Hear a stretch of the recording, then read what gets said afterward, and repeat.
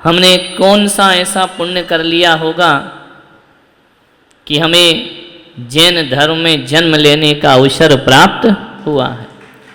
जानबूझकर पुण्य हुआ या अनजाने में हो गया, ऐसा क्या कर्म रहा हमारा कि हमको जिन कुल की प्राप्ति हो गई। ऐसा धर्म मिला जहां पर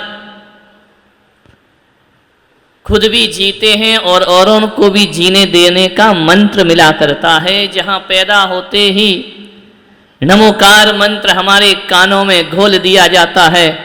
ऐसा धर्म मिला जहां पर कहा जाता है छोटे छोटे बच्चों को कि रात्रि में भोजन नहीं करना चाहिए। ऐसा धर्म मिला जहां सिखाया जाता है चोरी मत करो। ऐसा धर्म मिला जहां बताया जाता है कि चींटी को भी देख करके चलो, उसकी भी हत्या नहीं होना चाहिए। और ऐसा धर्म मिला कि चींटी को साक्षात मारना तो पाप है ही, यदि स्वप्न में भी चींटी मर जाए तो हम उसका प्रायश्चित किया करते हैं। ऐसे पावन धर्म में हमारा जन्म हुआ है। ध्यान रखिए, जहां पानी को छान करके पिया जाता है, जहां लोगों के दिल को दुखाना भी पाप हुआ करता है, किसी के हृदय को आघात पहुंचाना भी हिंसा के बराबर पाप कहा जाता है। ऐसे धर्म में हमने जन्म लिया और आज यहां बैठकर इस जिनकुल में जन्म तो कई लोगों ने ले लिया होगा, लेकिन कई लोग जैन धर्म में पैदा होने के बाद भी पूरे जीवन भर जिनेंद्र भगवान की भक्ति नहीं कर पाते, पूजा नहीं कर पाते हैं। मात्र वो नाम के जैन बन करके रह जाते हैं। ना जाने कौन सा उनके अतीत में ऐसा पाप हो जाता है कि जिन कुल में पैदा होकर भी वो लोग जिनेंद्र की शरण को प्राप्त नहीं हो पाते हैं। आज सब लोग, कोई ग्वालियर से आया है, कोलारस से आया है। ग्वालियर कोलारस आपस में बहुत दूर नहीं है, लेकिन दोनों से जिनसरणम बहुत दूर है। कल हमारे जो भक्तगण आए बोले महाराज बहुत दूर आ गए, 2 दिन तो आने में लगता है हमको, 2 दिन जाने में लगता है, 1 दिन का अवसर प्राप्त होता है। हमने कहा तुम बड़े पुण्यात्मा हो, तुम 2 दिन में आ जाते हो, मैं जाऊं तो मुझे 2 महीने लगेंगे तब जाकर के पहुंचूंगा। मेरा रास्ता तो और भी ज्यादा लंबा है, तुम तो आते हो, मिलते हो, चले जाते हो, मेरे लिए तो बहुत लंबा रास्ता। लेकिन फिर भी भक्ति भावनाएं हैं। 2001 से दोनों परिवार जुड़े हुए हैं, अजय परिवार और अमित कोलारस, अजय मुरार ग्वालियर। ये वो परिवार जिन्होंने हमारे साथ रह करके जीवन के ना जाने कितने कितने रंग ढंग देखे हैं। समाज को देखा है, अपने को देखा है, रिश्तों को देखा है, व्यवहार को देखा है, मान सम्मान के रास्ते भी देखे हैं। सब कुछ इन्होंने जिंदगी को समझने का प्रयास किया है। संत का मतलब ये नहीं कि जो प्रवचन दे तभी बात समझ में आए। संत का मतलब ये नहीं कि एक जगह बिठा करके तुम्हें शिक्षा प्रदान करे तभी वह संत है। अरे संत के साथ आगे पीछे चलो, उनके साथ उठो बैठो। अरे पढ़ने से जो बातें समझ में नहीं आती हैं वो सत्संग से बातें हमारे समझ में। आज संत क्या कहते हैं कि ये स्वार्थ का संसार है, और हमारे साथ रहकर भी इस स्वार्थी संसार को नहीं पहचाना तो फिर वो सत्संग नहीं हुआ करता है। कितने लोग अपने होते हैं, कितने पराये हो जाते हैं, कितने जुड़ते हैं, कितने टूटते हैं। इन 15-20 सालों में इन लोगों ने सब कुछ देखा है और उसके बाद भी परमात्मा के प्रति आस्थाएं नहीं छोड़ी हैं। जीवन में उतार चढ़ाव आते रहते हैं, सब दिन होते ना एक समान। कभी अच्छे भी दिन होते हैं, कभी बुरे भी दिन होते हैं, लेकिन अच्छे और बुरे दिन तो समुद्र की लहर की तरह हैं, उठते हैं, बनते हैं और चले जाते हैं। इन अच्छे और बुरे दिनों के बीच भी जो परमात्मा की आस्थाओं को नहीं छोड़ा करते हैं, सच्चे भक्त जीवन में वही हुआ करते हैं। कहाँ छोड़ते हैं आस्थाओं को परमात्मा की? ये तुम मेरे पास नहीं आए हो, तुम भगवान के प्रति जो लगन लगी है वह लगन ही तो संतों के चरणों में पहुंचाया करती है, वही तो वहां जाकर के बिठाती है। धर्म की जो प्यास है, जो आस्थाओं के दिए जलाए हैं, ध्यान रखना केवल घी का दीपक जलाने वाला दिया ही चुनौती स्वीकार नहीं करता, आस्था के दिए वाले भी चुनौतियां स्वीकार किया करते हैं। एक बात याद रखना, अरे बुझते होंगे वो दिए जो घी से जला करते हैं, और हम नहीं बुझते, हम आस्थाओं से जला करते हैं। जो हृदय में आस्थाओं को लेकर के जलता है, दुनिया के तमाम विरोध आकर्षण आ जाए, उसका दिया कभी लौ कभी मध्यम नहीं पड़ा करती है।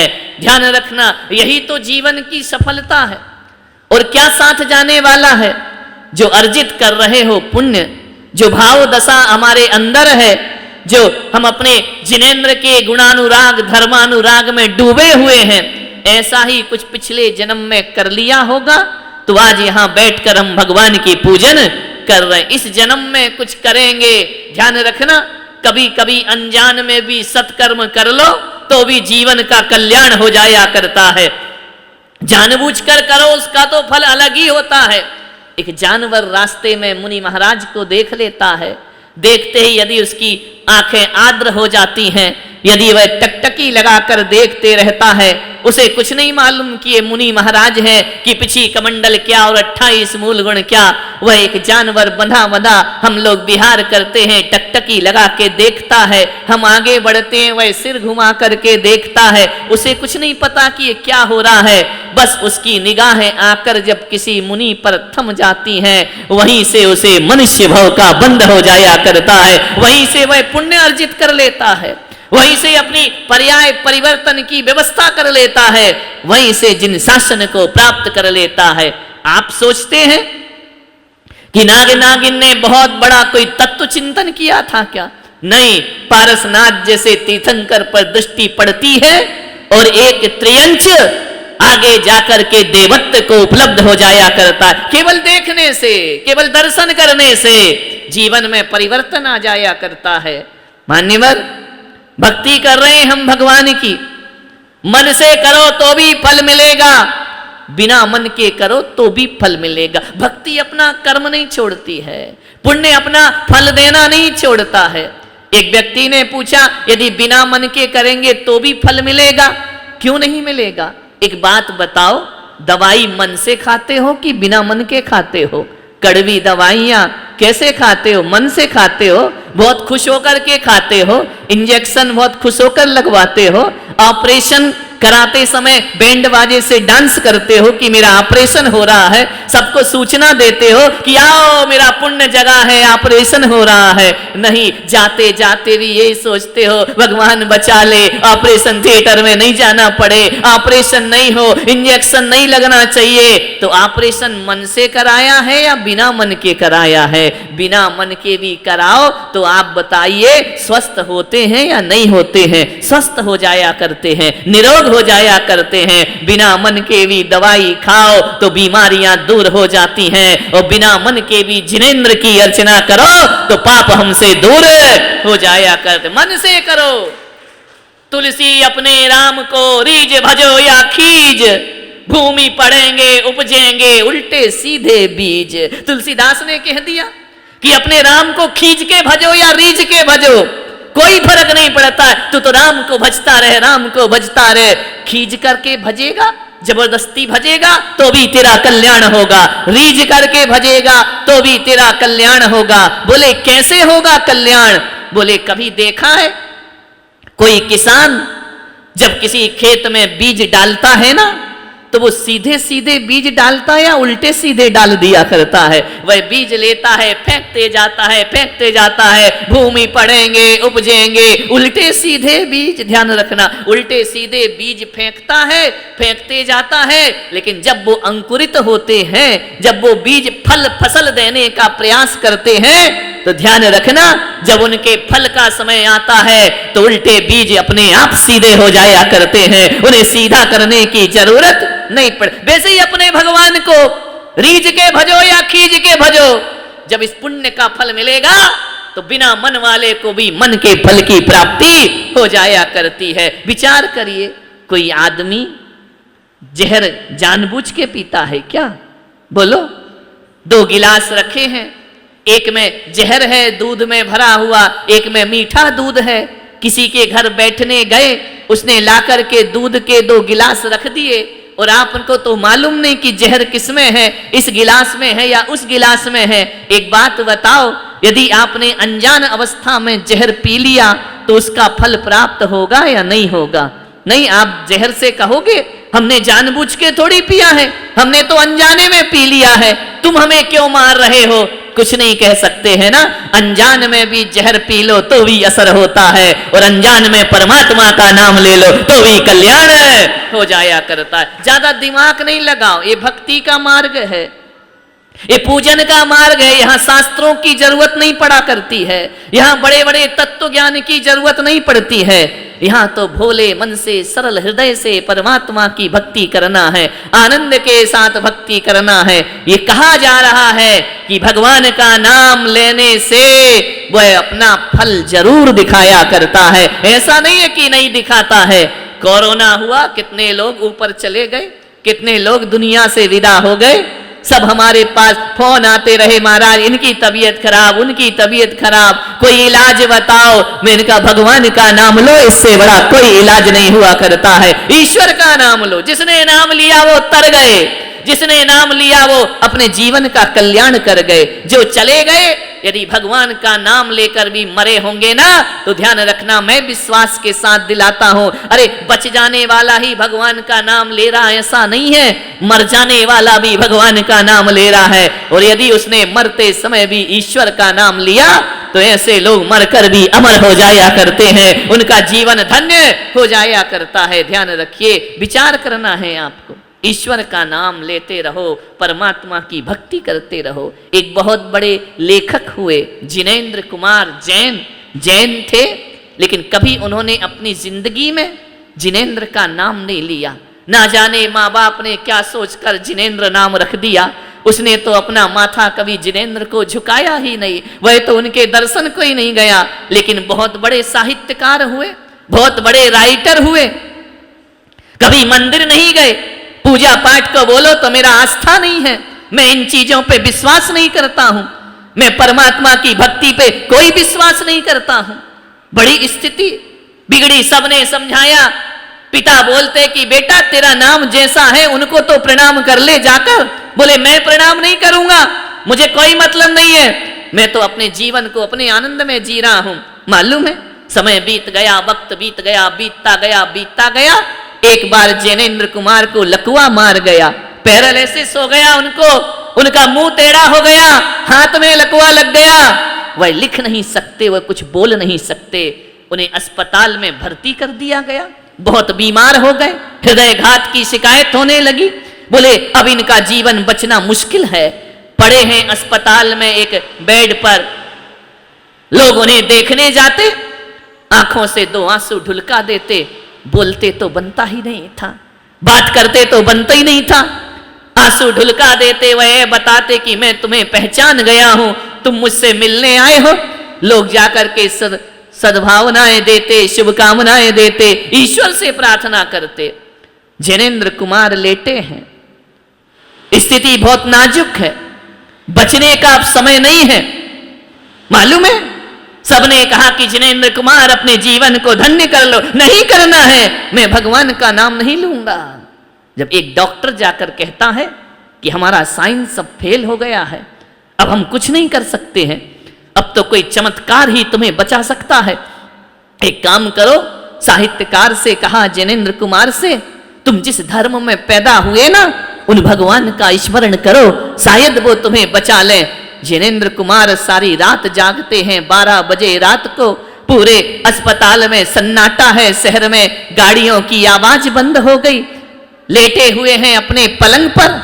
पहली बार उन्हें लगा कि अब जीवन जब खत्म ही हो रहा है तो क्यों ना मैं भगवान का नाम लेना स्वीकार करो। पहली बार उन्होंने कहा नमो अरिहंताणम, नमो सिद्धाणम, नमो आयरियाणम, नमो वज्जायाणम, नमो लोये। सब इतना तो कितना भी नास्तिक हो, जैन समाज में पैदा होने वाला बच्चा चाहे जिंदगी भर मंदिर ना जाए, रात्रि में भोजन ना छोड़े, आलू प्याज ना छोड़े, कुछ करे या ना करे, शास्त्रों का ज्ञान हो या ना हो, मंदिर जाए या ना जाए, उसे कुछ याद हो या ना हो, लेकिन जैन कुल में पैदा होने वाले को नमोकार मंत्र तो याद हो ही जाता है। उसने पहली बार जपा नमोकार मंत्र, सुबह डॉक्टर आए चेक करने ड्यूटी पर, उन्होंने नर्स को बुलाया कि ये बताओ इन्हें रात में तुमने कौन सा इंजेक्शन दिया है।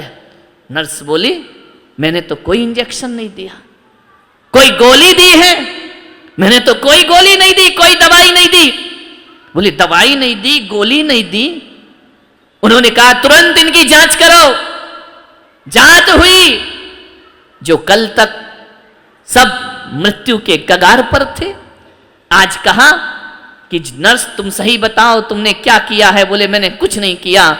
जिनेंद्र कुमार बोले इसने कुछ नहीं किया डॉक्टर, करने वाला तो कोई और है जिसने मुझे फिर से जीवन प्रदान कर दिया है, जिंदगी प्रदान कर दी। इस नर्स ने कुछ नहीं किया है, ना इसने इंजेक्शन दिया ना गोलियां दी, और रात भर से मैंने कुछ लिया भी नहीं है। बस मेरी आंखों के सामने मेरे माता पिता के शब्द गूंजते रहे कि जैसा हमने तेरा नाम रखा है वैसा थोड़ा काम भी किया कर, हमारे नाम को बदनाम क्यों करता है। पहली बार मैंने जिनेंद्र नाम पाने के बाद जिनेंद्र भगवान का स्मरण किया है, और आज मुझे एहसास हो गया डॉक्टर कि जब सब दरवाजे बंद हो जाते हैं तब मेरे भगवान का दरवाजा खुला रहता, वहां पुण्य अर्जित किया जाएगा।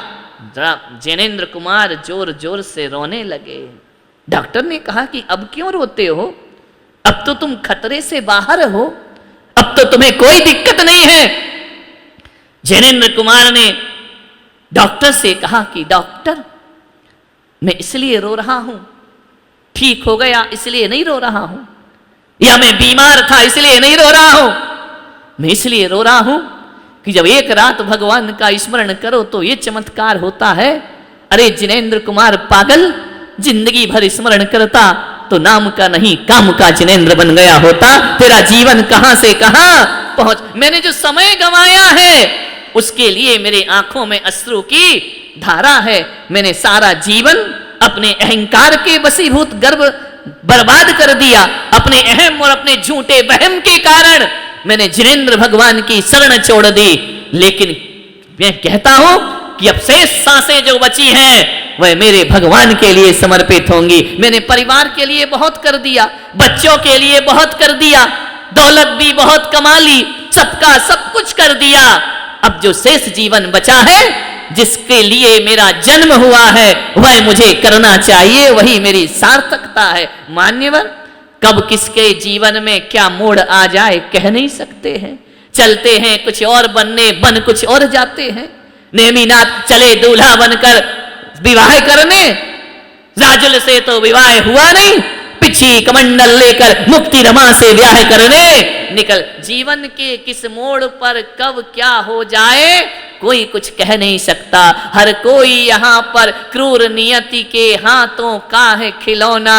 जीवन के कब किस मोड़ पे क्या है होना ये कोई नहीं जानता है। ध्यान रखिए, कब जिंदगी बदल जाए, कब जीवन में क्या आ जाए सोचना है। धर्म की शरण तो लेना ही पड़ती है आदमी को। ध्यान रखिए, जब धर्म कुछ नहीं देता है, धर्म केवल एक सहारा देता है, एक संबल दिया करता है। आप बताइए, चलो आपकी श्रद्धा है या नहीं है भगवान पर मुझे नहीं मालूम, लेकिन जब भी कोई संकट आता है, कोई कष्ट आता है तो मुंह से क्या निकलता है? भगवान का नाम ही निकलता है ना। नमो का ये बच्चे एग्जाम देने बैठते हैं, आंसर सीट आती है लिखने के लिए, पहले मुंह से क्या निकलता है? नमो अरिहंताणम नमो सिद्धाणम। जब आदमी पर अपार संकट आते हैं मुंह से नमोकार निकला करता है। जब कोई आदमी मेहनत करते करते थक जाता है तो उसके मुंह से निकलता है हे भगवान थक गए आज तो हम। ध्यान रखिए, जब आदमी बहुत ज्यादा खुश हो जाता है, सारी मुरादें पूरी होती है तो कहता है थैंक्स गॉड आज तेरी वजह से मैं सफल हो गया। कहां कहां भगवान का नाम नहीं लेते। विवाह होता है तो मंदिर में जाकर भगवान का नाम, पुत्र पुत्री होते हैं कान में नमोकार मंत्र फूंक दिया जाता है। विचार करिए, दुकान खोलो तो नमोकार मंत्र है, मकान बनाओ तो नमोकार मंत्र है। ऐसी कौन सी स्थिति है? सुख में, दुख में, लाभ में, हानि में, विचार करिए, जीत में, पराजय में, मान में, सम्मान में, कोई दुनिया की चीजें याद नहीं आती हैं। तिजोरी में रखा हुआ धन याद नहीं आता, भगवान का नाम याद आया करता है।